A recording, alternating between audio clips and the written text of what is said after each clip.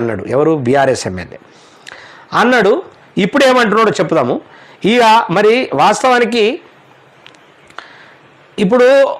వాస్తవానికి నాకేమనిపించిందంటే రియల్టర్లను బదనాం చేయడానికి ప్లాన్ చేసిర్రు. రియల్టర్లు బదనాం అయిపోయి ఆల్రెడీ రేవంత్ రెడ్డి పగబట్టి వాళ్ళకు ఇక సరైనటువంటి మార్గం ఇవ్వకపోతే వాళ్ళు బాధల్లో కూరుకపోతారు, వాళ్ళు ఇబ్బందులలో కూరుకపోతారు, మేము సంతోషపడవచ్చు, ఆర్థిక వ్యవస్థ అంతా ఆగమాగమవుతుంది, ఆగమాగమైతే ఇక మా కేసీఆరే బెటర్ రా బై ఈయనకన్నా అనేటటువంటి భావన తీసుకురావడానికి ఇవన్నీ గేమ్స్. ఈ గేమ్స్ అన్నీ కూడా వాళ్ళు భలే గేములు ఆడతారు. ఒక్కొక్క మాట అంతా గేమ్ ఉంటుంది అనమాట.